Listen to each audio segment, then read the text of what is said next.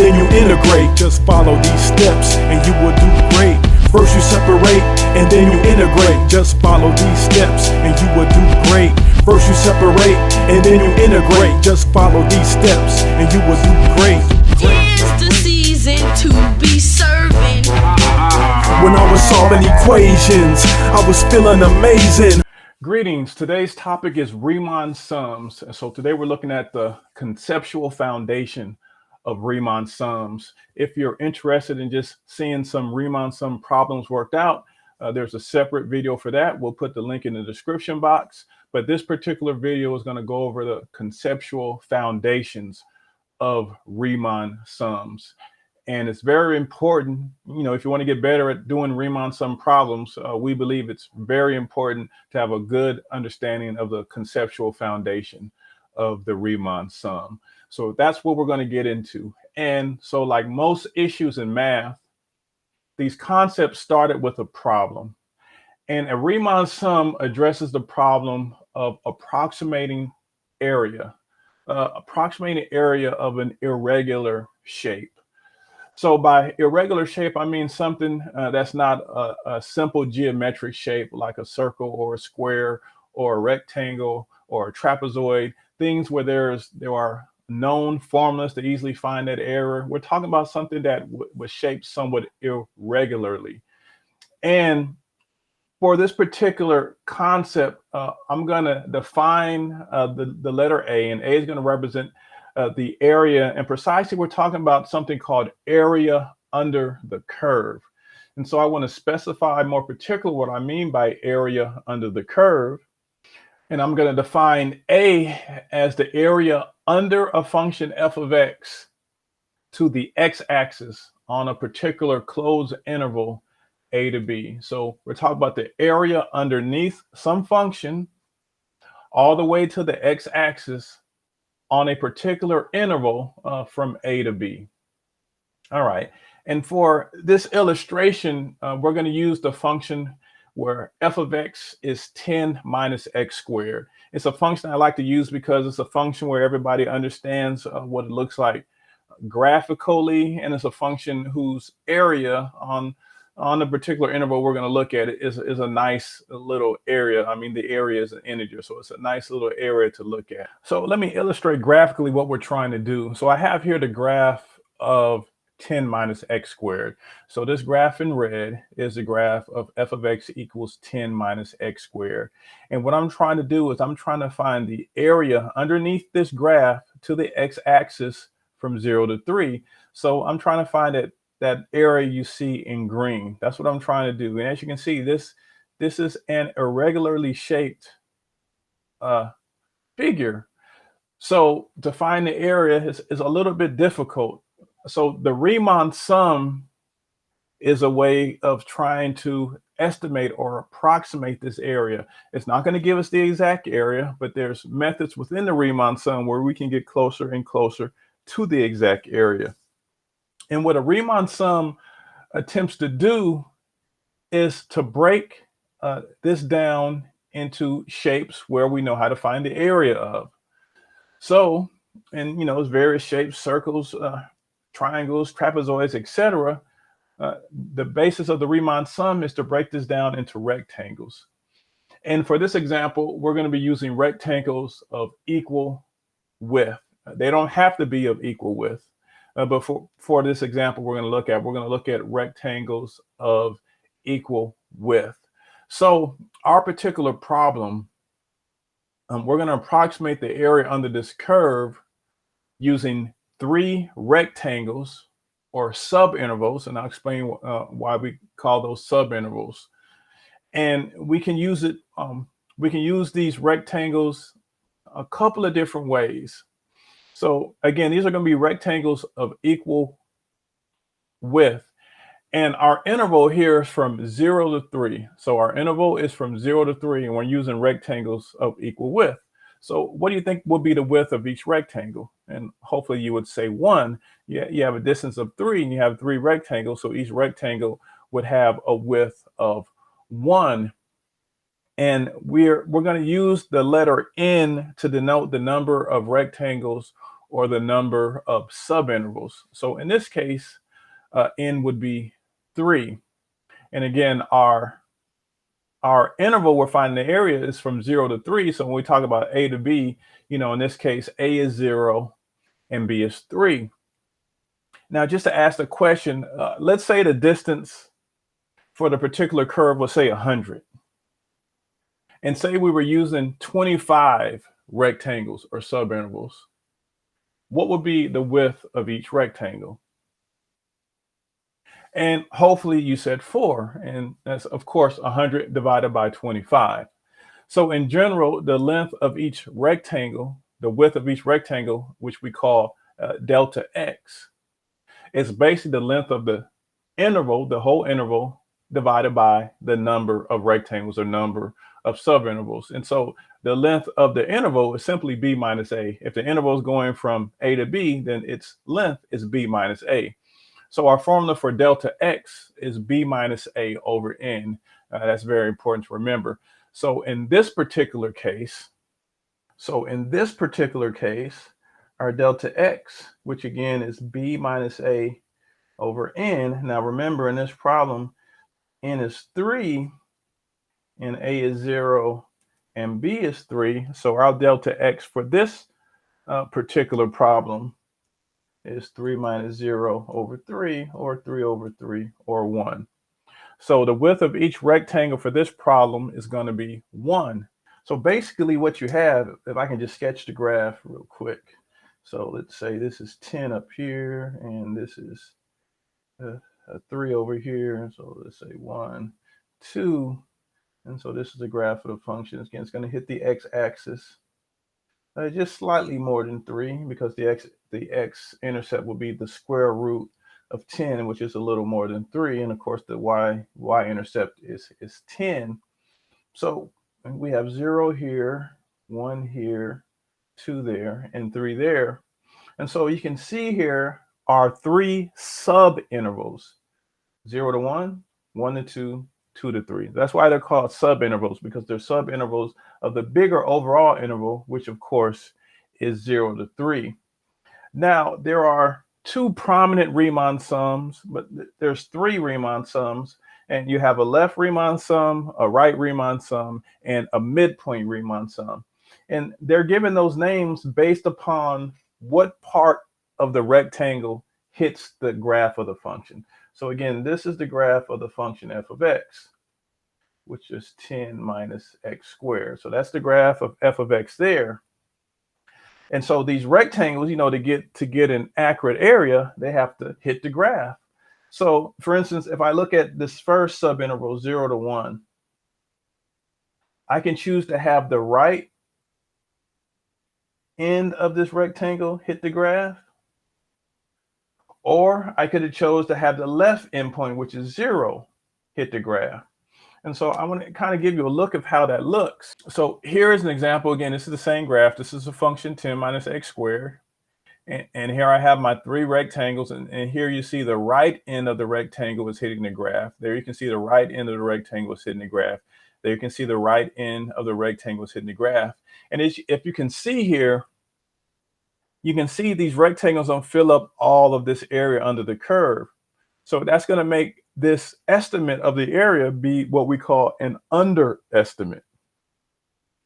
And if you look at, say, for instance, I do a left Riemann sum where the left end hits the curve. So that means on the interval from 0 to 1, instead of the 1 hitting the curve, the 0 would hit the curve. Well, that would look something like this. So if you can see here, on this subinterval from 0 to 1, it's the 0 that hits the graph. From the subinterval from 1 to 2, it's the 1, the guy on the left, that hits the graph. From 2 to 3, it's the 2, the guy on the left of the subinterval, that hits the graph. And here you can see the value is going to be an overestimate. So what we have is kind of over what the actual area is. And this understanding of one being an underestimate and one being an overestimate helps us get a range of what the actual area should be. So what I'm going to do is I'm going to do the left and right Riemann sum for this particular problem. again with 3 subintervals. So I'm going to do the right one first. So let me go back to how the right one looked, just to point a couple of things out. Now, all I have to do to find this area approximation, is simply find the area of 3 rectangles. And to find the area of a rectangle is a very simple thing to do. Is why this method was developed. It makes it pretty simple. It's just length times the width. Well, I know the width of all 3 rectangles. All 3 rectangles have a width of 1. Now, the length of each rectangle, however, is something I don't know, but it's something I can easily figure out. Because, for instance, this first rectangle that goes on the subinterval from 0 to 1, its length is whatever this height is. And this height is occurring when you hit the graph when x is 1. So that means that its height would just be the value of f of 1. So let's look. So this first rectangle, its height would be f of 1. And if I do this second rectangle, this is from the subinterval from 1 to 2, again hitting the right, its height would be f of 2. And if I do this third rectangle, its length would be f of 3. So that means that the area is approximately, again, a Riemann sum is an approximation. So this is a right Riemann sum we're doing here. The length, f of 1, times the width, 1, plus f of 2, times the width, 1, plus f of 3, times 1. So that would give me an approximation of the area. And in fact, I'll be honest with you, share a little secret. Maybe it's not that big of a secret. The actual area under this curve from 0 to 3 is 21. So the actual area is 21. And when we get into definite integrals, you'll understand why it's 21. And this Riemann sum is actually an approximation of a definite integral, which you'll see a little bit later. We'll give a little forecasting of that in this particular lesson. But it's actually an approximation of a definite integral. But the actual area is 21. So I just want you to keep that in mind and see how close this approximation gets. So of course we have to find the values of f of 1, f of 2, and f of 3, but those are very easy guys to find, because f of 1 would be 10 minus 1 squared, that's 9 times 1. F of 2 would be 10 minus 2 squared, that's 6 times 1. And then f of 3 would be 10 minus 3 squared, and that's 1 times 1. So this is 9 plus 6 plus 1. So this is 16. So our right Riemann sum approximation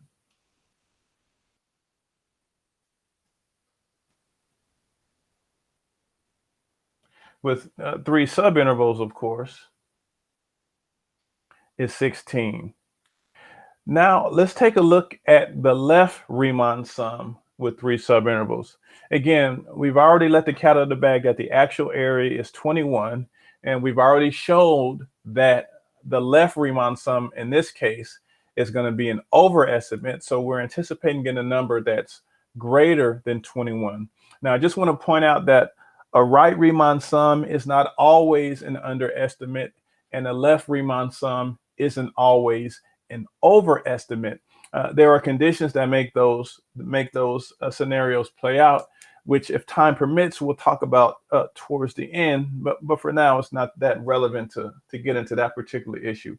So I want to find the left Riemann sum under this function f of x from 0 to 3 with 3 subintervals. So, and let me construct the graph again, if I may. Let that be 10 again. 1, 2, 3. And so we'll hit the y-axis at 10, and we'll hit the x-axis slightly more than 3. And again, our intervals are 0, 1, 2, and 3. In this case, each subinterval, I'm going to be hitting the graph with the guy on the left. So when I go 0 to 1, it hits the graph at 0. When I go 1 to 2, it hits at 1. When I go 2 to 3, it hits at 2. So again, my area is just the area of these three rectangles. I know they all have widths of 1, so I got to find their lengths or their height. And this first one now, the height is f of 0. The second one, it's f of 1. And the third one is f of 2. So for this left Riemann sum, it's going to be f of 0 times 1 plus f of 1 times 1 plus f of 2 times 1. So we already know the values. We've already calculated f of 1 and f of 2. F of 0 is the easiest thing to calculate because that's 10 minus 0 squared. So that's 10 times 1. And f of 1 we already found was 9. And f of 2 we already found was 6. So this is 19 plus 6, or 25. So our left Riemann sum under this function f of x from 0 to 3 using 3 subintervals is 25. So again, this was a way to try to approximate area, and it didn't give us the exact area, but it gave us the range. And so using this method, I know the area is somewhere between 16 to 25. Now the question is, what can I do using this same method to get a better approximation? So let me go back to the computerized graph. So, and in fact here, and this is just a program written in Desmos, and in fact here in this notation you see here, we'll try to make sense of a little bit later towards the end if time permits. But you can see here when we did our right Riemann sum, that's the 16 we got. And if I change it to a left Riemann sum, that's the 25 we got. Now, the question is, however, what can we do using the same particular method, using rectangles, equally spaced rectangles, hitting the graph at either the left end or the right end of the function? What can we do to get a better approximation? Meaning, what can I do using the same method where there's less green going above the curve here, or if there's less white below the curve here? What can I do with this same method? Hopefully you're thinking use more rectangles. If you look at this, and this is the right Riemann sum here, so there's all this white.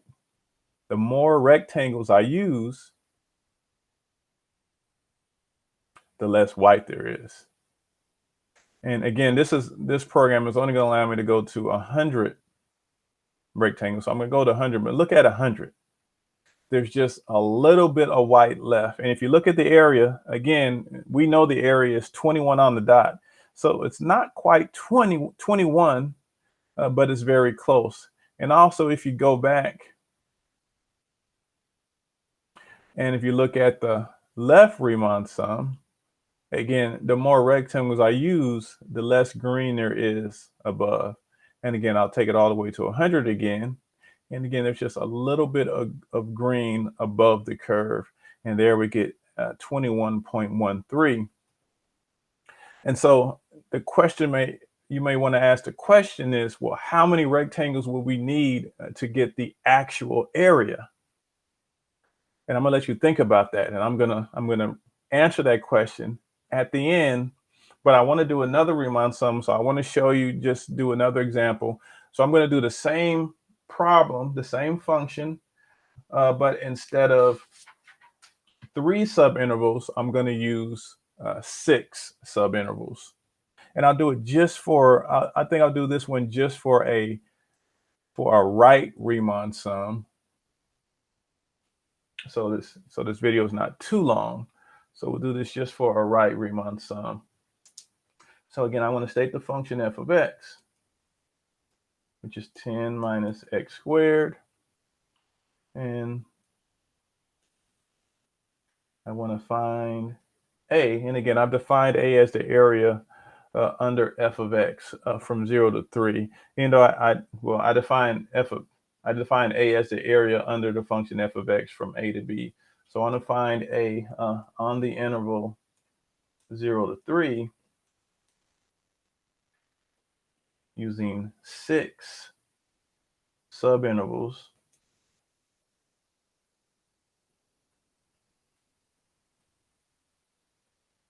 And I'm going to say with right endpoints.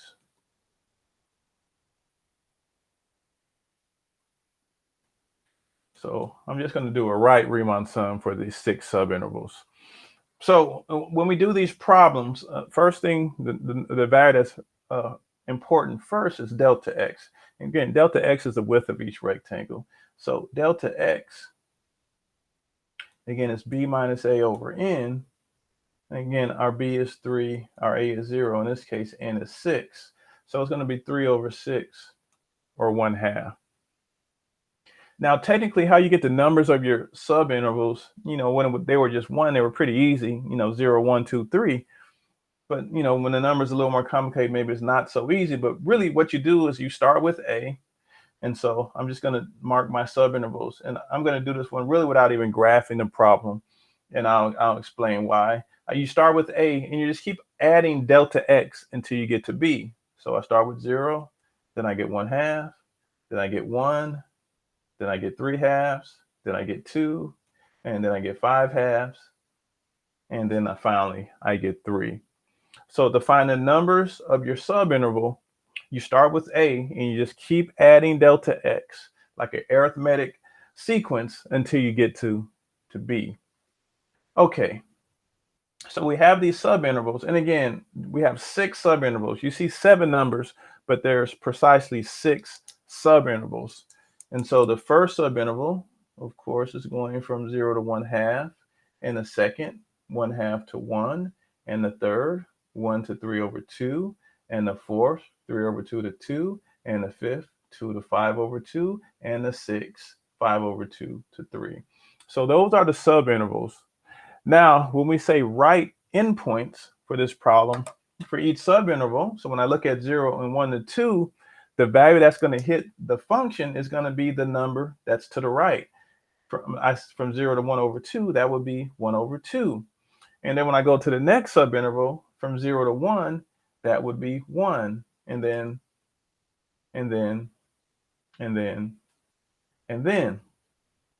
So basically, a simple thing to remember is when you're doing a right Riemann sum and you get all the numbers of your subintervals, you're going to end up using for your heights every number but the first number, because the first number is the left endpoint of the first subinterval, and you're going to use the right endpoint. So you're going to end up using every number except for the first number. And if you're doing a left Riemann sum, so even though I'm not, but just imagine if I was doing the left Riemann sum on this particular problem, again, on this first subinterval, I would use the 0, and then next the 1/2, and then the 1, and then the 3 over 2, and then the 2. And on that last subinterval, I would use the 5 over 2. I wouldn't use the 3. So if you're doing a left Riemann sum, you'll use every number but the last number. If you're doing a right Riemann sum, you're going to use every number but the first number. So I know the width of each rectangle, it's delta x. It's going to be 1/2.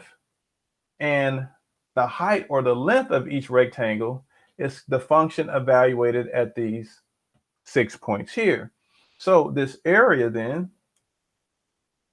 would be f of 1/2 times 1/2 plus f of 1 times 1/2 plus f of 3 over 2 times 1/2 plus f of 2 times 1/2, and then 5 over 2 times 1/2, and then lastly f of 3 times 1/2.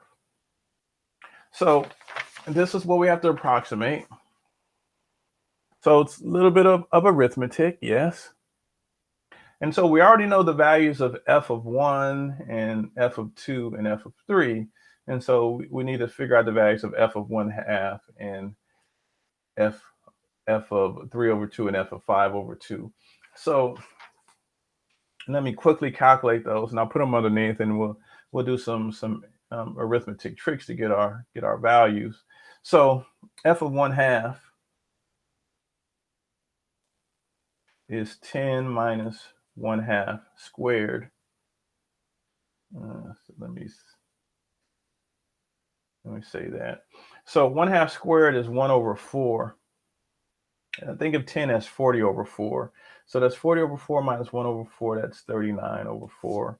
And then f of 3/2 is 10 minus 3/2 squared. So that's 40/4 minus 9/4. That's 31/4. And f of 5/2, that's 10 minus 5/2 squared. So that's 40/4 minus 25/4. That's 15/4. All right, so I'm going to plug these three values in the other values for f of 1, f of 2, and f of 3, and multiply them by 1/2 and figure out what the number comes to. So let's go ahead and plug these values in. All right, so I'm going to plug the values in underneath, and I'll also multiply by 1/2 while I'm doing it. So let's see, f of 1/2, that's 39/4. So 39/4 times 1/2 is 39/8. And then f of 1, what was f of 1? F of 1 was 9, so that's 9/2. 9 times 1/2, of course. F of 3/2 was 31/4, so times 1/2, that's 31/8. And f of 2 was 6. 6 times 1/2 is 3.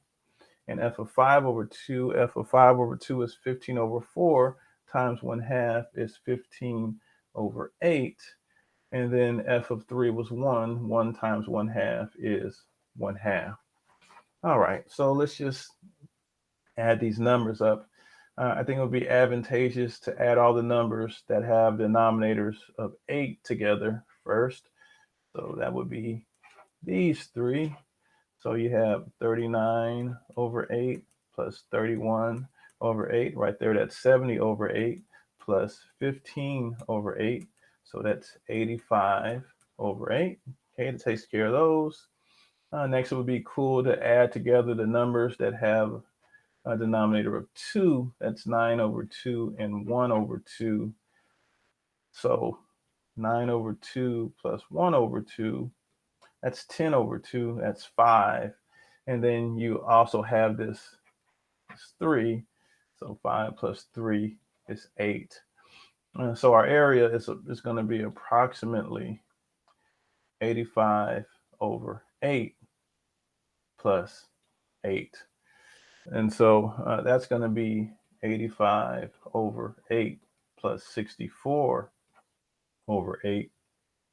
And that's going to be 149/8. So the area is 149/8. And, you know, typically when we're doing problems, we would just leave it like that in improper fraction. But I'm going to show you the computerized version, and it's going to make it a decimal. So I'm just going to do this on a calculator real quick so you can see the decimal approximation. So what am I dividing? 149 divided by 8. 149 divided by 8. So we should get 18.625. And so if we go back, let's see, we were doing a right Riemann sum we just did. So we just did a right Riemann sum, and we just did 6 subintervals. So we'll look at something like this. And you can see here the area calculated is 18.625. Now there's a third Riemann sum that I believe I mentioned briefly. I don't have time to do an example here, but I do want to show you, and I'll go back to the 3 subintervals because it'll be easier to see. And so this is an issue they had when they knew this guy was an underestimate, because each right endpoint would hit under, and they knew the guy on the left was an overestimate. So a method they tried to use was, if I choose a value, if I let the middle of the subinterval hit the graph.